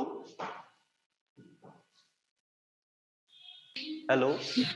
हाँ मैंने बोला हाँ, नहीं कुछ नहीं, मैंने बोला हाँ सर। ओके आ गया। सो एक एस 3p और 2d ऑर्बिटल आपके पास नेट बनने चाहिए। सो sp3d2 हाइब्रिडाइजेशन आ जाएगी। यहां पर मैंने कुछ नहीं किया, सिंपली जो स्ट्रक्चर ड्रॉ करके रखा हुआ है उसी के आगे नंबर ऑफ बॉन्ड पेयर्स देखे और उससे सीधा सीधा बोल दिया ये हाइब्रिडाइजेशन आएगा, बिना कुछ किए। दिखाई दे रहा है? हाँ ये सीधा सीधा शॉर्टकट है और मेथड भी करेक्ट है, ऐसा नहीं है कि मेथड गलत है, मेथड बिल्कुल करेक्ट है। अगर आपको ऑब्जेक्टिव टाइप क्वेश्चन मिलता है तो आप डायरेक्टली ऐसे हाइब्रिडाइजेशन लिख सकते हो। सब्जेक्टिव है तो आपको पूरा सोल्व करके देना पड़ेगा, जो प्रॉपर प्रोसीजर आपको बताया है, पहले ग्राउंड स्टेट फिर एक्साइटेड स्टेट। सब्जेक्टिव क्वेश्चन अगर स्कूल में आता है तो उस प्रोसेस से जाएंगे, अगर ऑब्जेक्टिव क्वेश्चन है तो आप देखो सीधा सीधा और आंसर कर दो। ठीक है आद्या? मतलब सर जितने में वो उसका इलेक्ट्रॉन आ रहा है उतने को लिख देंगे, बस बस ऐसा ही बस तो बस, कर बस देंगे। बिल्कुल ऐसे ही कर रहे हैं। हाँ यहां पे SF4 में देखो 1 2 3 4 और ये दोनों इलेक्ट्रॉन भी काउंट होंगे, सो 5 हो जाएगा। हाँ सो यहां पर हाइब्रिडाइजेशन sp3, 4 हो गए ऑर्बिटल, 1 और 3 4 एंड d। सो हाइब्रिडाइजेशन क्या आ गया, sp3d। Perfect, yes sir. आसान है बहुत। हाँ चलो ये अगर वाला समझ आया आसान तो है। बहुत अच्छी बात है। अब यहां पर एक प्रॉब्लम जरूर है। क्या प्रॉब्लम है उस पे आते हैं। एक बार इसको हटा दो, कॉपी कर लो इसको जल्दी से, फिर मैं उसके बाद बोलता हूं।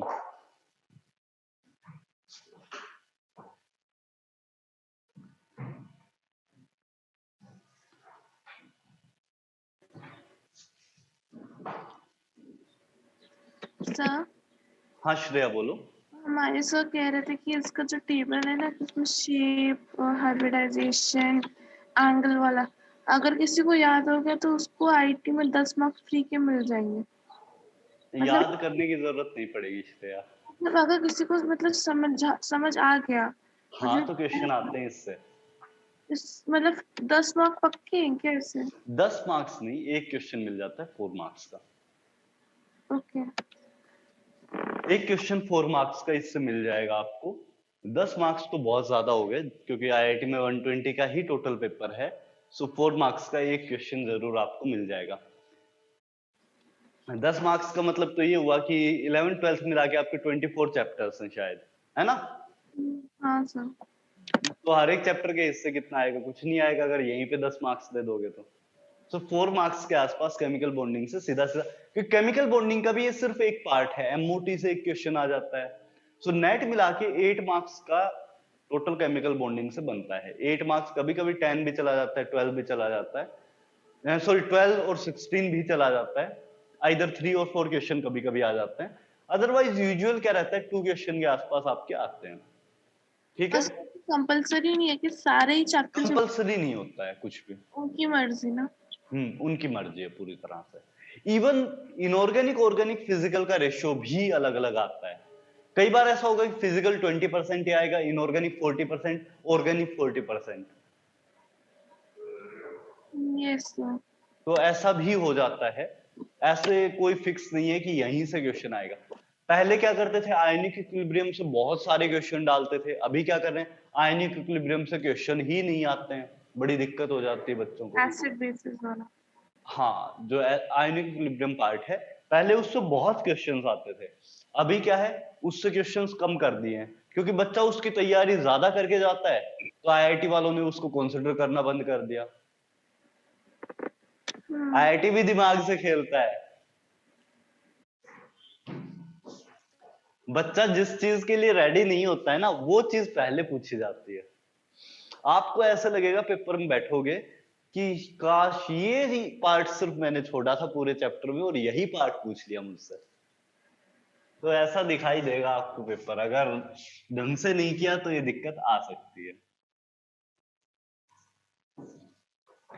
चलिए, हाँ, तो ये पार्ट आपने सीखा। हम हाँ। लोगों ने एक बॉन्ड टाइप का बॉन्ड अभी नहीं बताया, वो क्या होता है? Pi bond, lateral overlapping. इसको हम लोग अभी थोड़ा डिस्कस करते हैं। पाई बॉन्ड में क्या हो रहा था आपके पास? बेसिकली कुछ इस तरह से ओवरलैपिंग हो रहा था।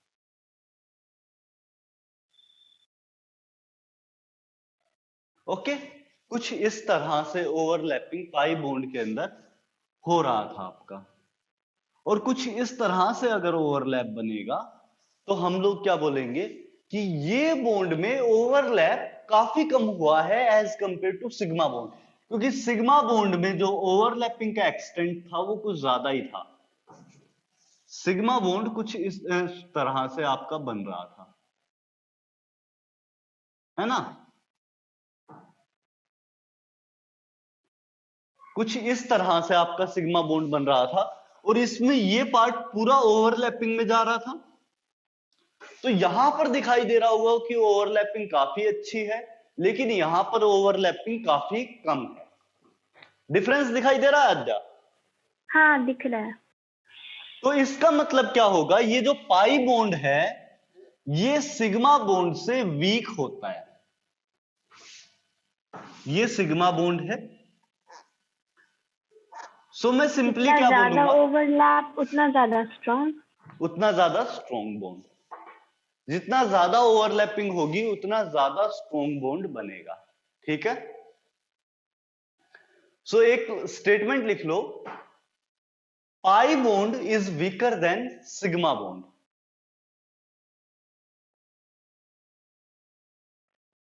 पाई bond is weaker than sigma bond due to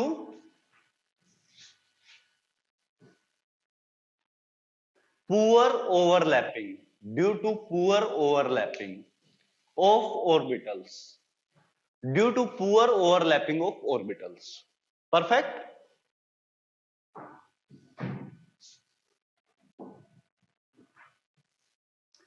चलिए, ये हुआ आपका।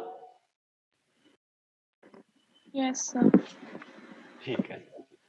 नेक्स्ट पॉइंट इज, मुझे एक बात बताइए,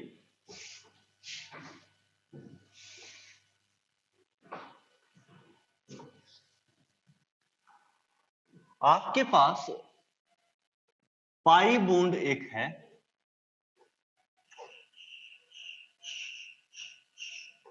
और एक है सिग्मा बॉन्ड। दो टाइप के बॉन्ड आपको पता है। पाई बॉन्ड और सिग्मा बॉन्ड में डिफरेंस होता है, अभी अभी समझाया। एक में ओवरलैपिंग कम होती है, एक में ओवरलैपिंग ज्यादा होती है। सो पाई बॉन्ड और सिग्मा बॉन्ड दोनों क्या हाइब्रिडाइजेशन का पार्ट हो सकते हैं? तो इसमें ओवरलैपिंग हो रहा है ना, हाइब्रिडाइजेशन थोड़ी हो रहा है। हाइब्रिडाइजेशन में भी ओवरलैपिंग ही होता है आद्या। हाइब्रिड ऑर्बिटल जो आपका बनता है, जैसे इस केस में आपका हाइब्रिड ऑर्बिटल कुछ ऐसे बन रहा था। हाँ, एक हाइब्रिडाइजेशन बॉन्डिंग कैसे करता है? शेयरिंग ही तो करता है। इस ऑर्बिटल के साथ शेयरिंग कर लेगा फ्लोरीन का ऑर्बिटल। तो फिर बोल देंगे हम लोग वो भी हाइब्रिडाइजेशन कर रहा है ना? हाइब्रिड ऑर्बिटल ऐसा हाँ। दिखाई देता है और इसमें तो और अच्छी ओवरलैपिंग होती है। और अच्छी ओवरलैपिंग कैसे होती है? क्योंकि आप देखो, मैंने बड़े वाले लोब से ओवरलैपिंग करा दी। थोड़ा अच्छे से बना देता हूं। बड़े वाले लोब से मैं अगर ओवरलैपिंग कराता हूं तो मेजर पार्ट तो ओवरलैप में ही चला गया, देखो, हाँ। है ना? तो बॉन्डिंग हाँ। बहुत अच्छी हो जाएगी हाइब्रिड ऑर्बिटल से। नहीं? हाँ, होगी। पक्का? डाउट है कुछ? नहीं नहीं। सो बॉन्डिंग बहुत अच्छी हो जाएगी हाइब्रिड ऑर्बिटल से। और पाई बॉन्ड के कंपैरिजन में बात करें, क्योंकि पाई बॉन्ड में तो हम लोग क्या कर रहे थे, साइड वाइज ओवरलैपिंग। अब हाइब्रिड ऑर्बिटल से साइड वाइज ओवरलैपिंग क्या हो पाएगी, क्योंकि साइड वाइज ओवरलैपिंग के लिए आपको ऊपर और नीचे दोनों साइड से ओवरलैपिंग कराना था, है ना। प्रॉब्लम है आद्या, यहां पर क्या हुआ कि ओवरलैपिंग इतना कम बना कि ये बॉन्ड बनेगा ही नहीं। इंस्टेड अगर आपके पास प्योर पी ऑर्बिटल होता तो ओवरलैपिंग कहीं अच्छा होता। सिर्फ प्योर पी ऑर्बिटल आपके पास होता तो ओवरलैपिंग बहुत अच्छा होता as compare to hybrid orbital के साथ पाई बॉन्डिंग में ओवरलैपिंग कराएं। सर आप बोले कि वो हाइब्रिडाइजेशन इसमें भी हो सकता है, पॉसिबल है, तो फिर सर दोनों तो एक ही बात है ना। तो फिर अब मेरी एक बात समझो, हाइब्रिडाइजेशन होकर सिग्मा बॉन्ड जो बना वो ज्यादा स्ट्रेंथ का बना। हम लोग बेसिकली क्या चाहते हैं कि स्टेबिलिटी बढ़े, लेकिन क्या पाई बॉन्ड में इसमें ओवरलैपिंग अच्छा आएगा या नीचे वाले में ओवरलैपिंग अच्छा आएगा? दोनों साइड से होगा तो ज्यादा अच्छा ओवरलैप बनेगा, एक साइड से होगा तो खराब ओवरलैप बनेगा। तो आपके पास अगर दोनों चॉइसेस अवेलेबल हैं, प्योर पी ऑर्बिटल की और हाइब्रिड ऑर्बिटल की, तो किसमें रहना पसंद करेगा? प्योर पाई बॉन्डिंग के लिए प्योर पी ऑर्बिटल में। तो पाई बॉन्ड जो बनता है वो हमेशा प्योर पी ऑर्बिटल से बनता है, जबकि सिग्मा बॉन्ड्स जो आपके हैं वो क्या बनते हैं, हाइब्रिड ऑर्बिटल से बनते हैं। सो एक पॉइंट फिर से लिख लो, sigma bonds are formed bye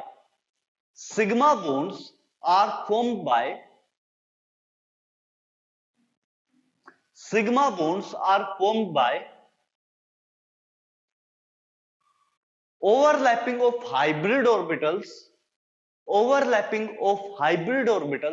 while pi bond is formed by overlapping of pure p and pure d orbitals. d में भी हो सकता है, थोड़ा बाद में डिस्कस करेंगे, लेकिन pi bond is formed by pure p and pure d orbitals instead of hybrid orbitals. आया इतना बात समझ? Yes sir. सो मैं यहां पर एक मॉलिक्यूल लिख रहा हूं,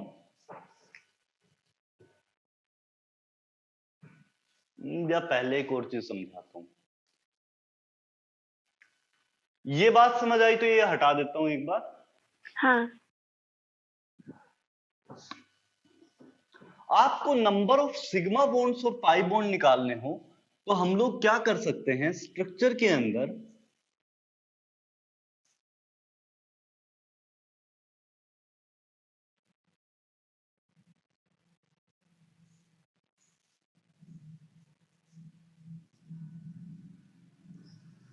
देखो, पाई बॉन्ड तभी फॉर्म होता है जब एटलीस्ट एक सिग्मा बॉन्ड बन गया हो। ये भी एक कंडीशन होती है। कैसे? देखो, सिग्मा बॉन्ड जो बनता है वो लेटरल ओवरलैपिंग से बनता है, और हर एक ऑर्बिटल के बीच में एंगल कितना आता है?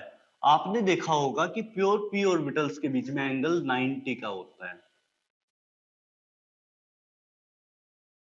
ऐसा कुछ। बीच में मैंने सिग्मा बॉन्ड बना दिया है, उसी के बाद मैं बोलूंगा कि पाई बॉन्ड बनेगा यहां से इन दोनों के बीच में और इन दोनों के बीच में, क्योंकि सिग्मा बॉन्ड बन जाएगा तभी ये ऑर्बिटल्स इतने क्लोज आ पाएंगे। परफेक्ट? हाँ।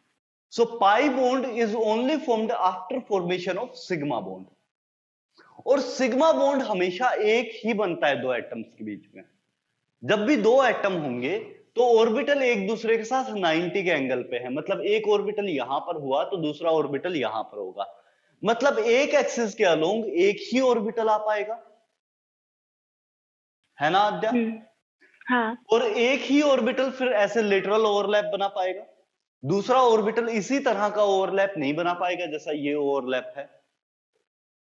हाँ, सिग्मा बॉन्ड क्या होता है, एक ही बन पाता है दो एटम्स के बीच में। इन बिटवीन टू एटम्स, एक और लाइन लिखो, in between two atoms in between two atoms only one sigma bond is possible. In between two atoms only one sigma bond is possible. Sir दो atom के बीच एक ही साथ sigma और पाई दोनों एक साथ बन सकता है? बन सकते हैं, जस्ट इसके बाद वही बोल रहा हूं. अच्छा. ठीक है. हाँ. सो पहले लिखिए only one sigma bond is possible in between two atoms and pi bond is formed after formation of sigma bond. ये बात लिख ली हम लोगों ने. हाँ. सो आप देखिए कि मैंने यहां पर एक सिग्मा बॉन्ड बनाया, उसके बाद जो सेकंड बॉन्ड बना वो क्या होना चाहिए? Pi bond. थर्ड बॉन्ड भी बने, जैसे N2 मॉलिक्यूल है, N ट्रिपल बॉन्ड N, तो यहां पर भी क्या होगा आपके पास? एक सिग्मा दो पाई. पहले मैं क्या बोलूंगा? एक सिग्मा बॉन्ड बना, उसके बाद जो भी बन रहा है वो पाई बॉन्ड है. मैक्सिमम 2 पाई बॉन्ड्स हो सकते हैं. ठीक है. Yes sir. So sigma bond is formed after formation of pi bond. Pi bond is formed after formation of sigma bond. So यहाँ पर one sigma and 2 pi bonds are there. Okay. इसमें अगर मैं लिखने की कोशिश करूं, so one sigma, one pi, one sigma, one pi. ठीक है क्या? सर एक में दिखाइए कि कैसे सिग्मा बन जाता है पाई के बाद, नहीं सिग्मा के बाद पाई कैसे बन जाता है? जैसे ये सिग्मा बॉन्ड बना, उसके बाद क्या हो जाएगा? साइड वाइज ओवरलैपिंग ऐसे हो जाएगी. अद्या सर वो तो दोनों कर जाएगा ना, तो यहाँ पे दो पाई बन जाएगा पाई. नहीं, इन दोनों को मिला के एक ही ऑर्बिटल मिक्स हुआ. अद्या ये दोनों साइड से ऊपर और नीचे से ओवरलैपिंग हुआ, उसमें एक ही ऑर्बिटल ने कंट्रीब्यूट किया, मतलब एक ही बॉन्ड बना है, वहां पे दो बॉन्ड नहीं बने हैं. हाँ पर मतलब दो पाई बॉन्ड नहीं बने हैं. नहीं, सिंगल पाई बॉन्ड दिखा है ये तो. ये एक ही ऑर्बिटल है इस साइड, और इस साइड भी एक ऑर्बिटल है. सो दो ऑर्बिटल मर्ज करके बना रहे हैं, तो क्या बनेगा? एक बॉन्ड है ना. दो ही तो इलेक्ट्रॉन शेयर हुआ. यहां पर एक इलेक्ट्रॉन था, वो ऊपर भी एग्जिस्ट कर सकता था, नीचे भी एग्जिस्ट कर सकता था, और यहां पर भी एक इलेक्ट्रॉन था आपके पास. यहां भी एक इलेक्ट्रॉन है, यहां भी एक इलेक्ट्रॉन है. हाँ, और दोनों तो दो का है. हाँ, तो टोटल कितने बने? दो इलेक्ट्रॉन है, और एक बॉन्ड में दो इलेक्ट्रॉन होते हैं, तो मतलब एक ही पाई बॉन्ड बनेगा. एक ही ऑर्बिटल बनेगा. हाँ. है ना. तो एक ही पाई बॉन्ड यहां पर बनेगा, दो पाई बॉन्ड नहीं बनेंगे. ये जो कंफ्यूजन मत रहना कि दो साइड से ओवरलैपिंग हुआ है सर, दो पाई बॉन्ड बन जाएंगे, ऐसा नहीं है. एक ही पाई बॉन्ड बनेगा, क्योंकि दोनों ओवरलैप एक ही ऑर्बिटल से आए हैं. ठीक है. मतलब बॉन्डिंग जितने होंगे उतने ही बनेंगे. हाँ. और दो वाला बताइए कैसा होगा? देखो दो वाला कैसे होगा. इसके 90 पे ये आउटर की तरफ निकला हुआ, मतलब मैं ये ऐसे दिखा रहा हूँ z एक्सिस, क्योंकि मेरे पास है नहीं अच्छा सा, तो ये z एक्सिस पे है, बाहर की तरफ निकला हुआ है ये ऑर्बिटल. हाँ. ओके. और इस साइड भी ऐसा ही एक ऑर्बिटल होगा z एक्सिस के अलोंग. हाँ. अब इन दोनों के बीच में ओवरलैपिंग हो जाए, मैं कलर दूसरा यूज करूं क्या? नहीं, चलने दो, कोई नहीं.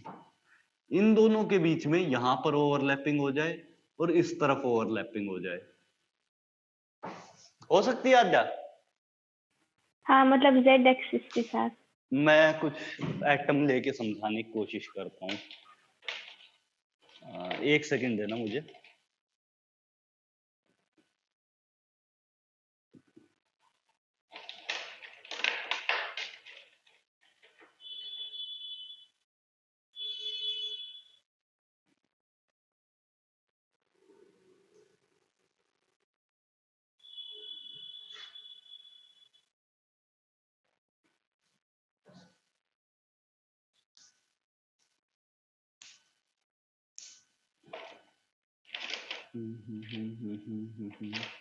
सल्फर सल्फर सल्फर कहाँ गया? किस तरह में दिखाई देगा?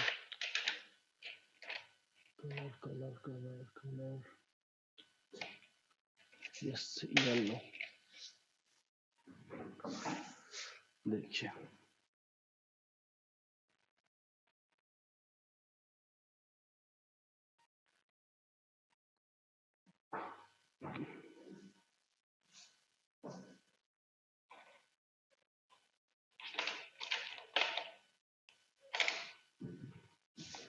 अध्याय, ये देखिए यहां पर ये मॉलिक्यूल आपको दिखाई दे रहा होगा, दिखाई दे रहा है? हाँ। ये बीच में एक सिग्मा बॉन्ड है दोनों के बीच में। हम्म। अब ऊपर से ओवरलैप हो सकता है एक, ये जो मैंने ऊपर हाँ। वाला ये वाला दिखाया ओवरलैप, और एक क्या हो सकता है यहां पर देखो ये वाले, ये जो साइड में है ना, दो अलग अलग 90 के एंगल है। हाँ। ये वाला इसके साथ और ये वाला इसके साथ, तो दो हाँ। आपके पास अलग अलग आ सकते हैं। तो ये 90 वाला भी ओवरलैप कर सकता है, पाई बॉन्डिंग बना सकता है ऊपर और नीचे से, और ये वाला भी ओवरलैप कर सकता है ये पीछे की साइड से, देखो ऐसे। तो मतलब ये दोनों मिलके बना सकते हैं, ये दोनों मिलके बना सकते हैं। हाँ। दो पाई बॉन्ड पॉसिबल है, यहां से नीचे की तरफ से और इस तरफ से और इस तरफ से। आया समझ? हाँ सर, मतलब 4 पॉसिबल है। नहीं नहीं नहीं, टोटल 4 तरफ से। 4 तरफ से पॉसिबल है। हाँ भाई। टोटल 2 ही पाई बॉन्ड बनेंगे। अच्छा, ये कौन से वाले में? आया? कौन से वाले में 2 पॉसिबल है, नाम बताइए। कौन से वाले में? N2 मॉलिक्यूल लिया अभी अभी मैंने आपके सामने। हाँ। 2 पाई बॉन्ड दिखाए थे। हाँ। 6 इलेक्ट्रॉन टोटल शेयर्ड हैं, तीन इलेक्ट्रॉन हर एक नाइट्रोजन साइड से आते हैं। तो एक इलेक्ट्रॉन तो सिग्मा बॉन्ड के थ्रू शेयर्ड, और हाँ। दो इलेक्ट्रॉन्स कहां से? पाई बॉन्ड के थ्रू। तो 2 पाई बॉन्ड्स आपके बन रहे हैं। ठीक है। पक्का समझ आया? हाँ, मतलब N2 में। N2 में और भी बहुत सारे केसेस आएंगे अलग अलग, हाँ। जहां पर ट्रिपल बॉन्ड आपको बनाना पड़े, वहां पर क्या हो जाएगा, हम लोग बोलेंगे 2 पाई बॉन्ड बन रहे हैं। 3 लाइंस दिखाई दें दो बॉन्ड्स, 2 एटम्स के बीच में, तो क्या बोलेंगे? 2 पाई बॉन्ड बने हैं, एक सिग्मा बॉन्ड बना है। ठीक है? 2 लाइन दिखाई दे तो एक सिग्मा एक पाई। हाँ श्रेया बोलो। हमेशा एक ही सिग्मा रहेगा? सिग्मा हमेशा एक ही रहेगा 2 एटम्स के बीच में, और क्योंकि वैसे वो तो- ज्वाइनिंग वाली जो लाइन है, ये पॉइंट आप देखिए कि ज्वाइनिंग वाला ऑर्बिटल एक ही फिजिबल है आपके पास। अदर ऑर्बिटल्स क्या होंगे? 90 के एंगल पे होंगे, हाँ। तो इश्यू कर देंगे। ये कभी भी इन दोनों के बीच में, क्योंकि सिग्मा बॉन्ड किससे बनता था? इंटरन्यूक्लियर एक्सिस पे जो ऑर्बिटल्स आते हैं उनसे सिग्मा बॉन्ड बनता है। ये बात बताई थे? Yes sir. तो ये इंटरन्यूक्लियर एक्सिस पे सिर्फ एक ही ऑर्बिटल आपका आ पाएगा, जिसको हम लोग जेड ऑर्बिटल बोलते हैं, जेड एक्सिस बोलते हैं इसे बेसिकली। सो पीजेड यहाँ पर डी में भी जो जेड वाला पार्ट होगा वो ही आ पाएगा सिग्मा बॉन्डिंग के लिए। ठीक है? अगर हम लोग बोले D Z square orbital, D bond sorry D shell में, डी ऑर्बिटल में जो डी जेड स्क्वायर ऑर्बिटल होता है, डी सब शेल के अंदर जो डी जेड स्क्वायर ऑर्बिटल होता है, जो जेड एक्सिस के अलोंग है, वो सिग्मा बॉन्ड बनाता है। ठीक है? तो सर हम में ये क्यों लिखते हैं कि 2 पाई और 1 सिग्मा? हम 3 सिग्मा और 2 पाई नहीं लिख सकते? किस के बीच में? N2 के बीच में। अगर हम 3 ऐसे सिग्मा कैसे करोगे? सिंगल बॉन्ड तो हम कहेंगे ना कि हर एक सिंगल बॉन्ड अलग अलग हम मानेंगे। नहीं, 2 एटम्स के बीच में मल्टीपल बॉन्ड्स बने हुए हैं, उसका मतलब क्या हुआ कि पहले एक सिग्मा बना, उसके बाद क्या बने? पाई बॉन्ड्स बने। क्योंकि सिर्फ 2 एटम है तो उनके बीच में सिग्मा कितने पॉसिबल है? एक ही पॉसिबल है। नहीं, सर आप स्ट्रक्चर बना के दिखा सकते हैं? N2 का मतलब जिसमें सिग्मा पता चला कि सिग्मा कितना है, पाई कितना है। पाई कितने हैं? N ट्रिपल बॉन्ड N, ये ऐसे दिखाते हैं हम लोग। ये होता कैसे है?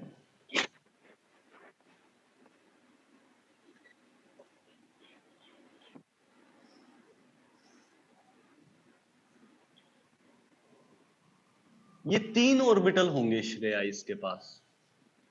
जो तीसरा वाला ऑर्बिटल है वो जेड एक्सिस के अलोंग है, इसलिए दिखाना थोड़ा सा बोर्ड पे समझना मुश्किल होता है, इसीलिए मैंने वो मॉलिक्यूल उठाया था। देखो मॉलिक्यूल से देख लो, बेटर ये रहेगा। ये मॉलिक्यूल है आपके पास, ये नाइट्रोजन है आपके पास, एक दिखाई दे रहा है। इसके पास जो हाइब्रिड ऑर्बिटल है उसके पीछे मैं लोब नहीं दिखा रहा हूं, ठीक है। यस हाइब्रिड ऑर्बिटल जो कि सिग्मा बॉन्ड बना रहा है उसका पीछे वाला लोब बहुत छोटा होता है, तो उसको मैं नहीं दिखा रहा हूं। पाई बॉन्ड बनाने वाले कौन से होंगे? प्योर पी ऑर्बिटल होंगे, तो इसको मैंने स्ट्रेट दिखाया है ऐसे, ऊपर भी नीचे भी, ठीक है। हाँ सर। और इस तरफ ये दूसरा पाई, जो दूसरा पी ऑर्बिटल है उसको ऐसे दिखाया है।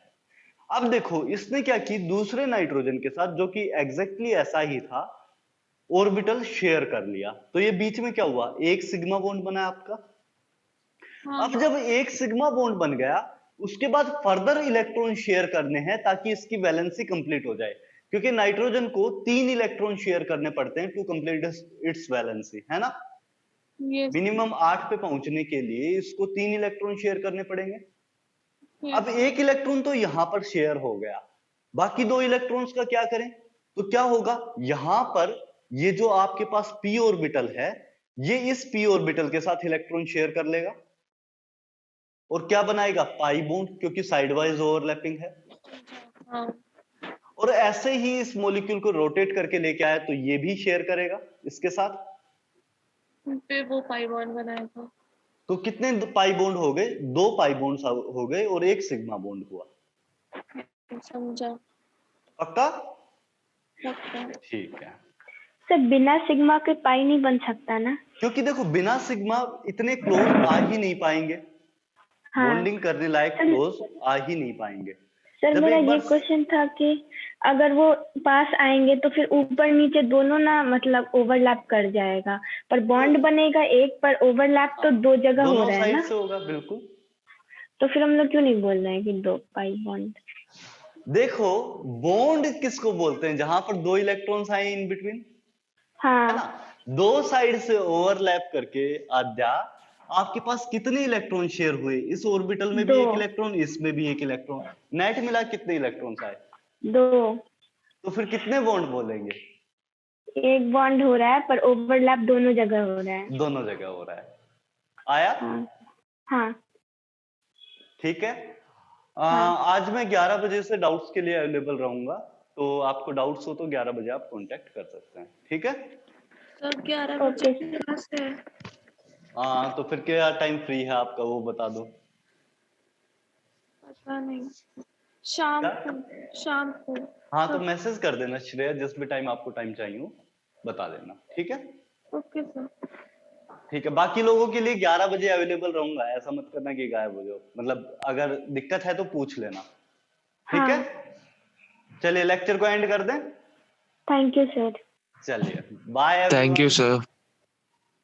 Bye sir. Bye Ayush, bye sir. Bye thank you sir. Aryan, bye Pranav, bye sir. Thank you bye sir.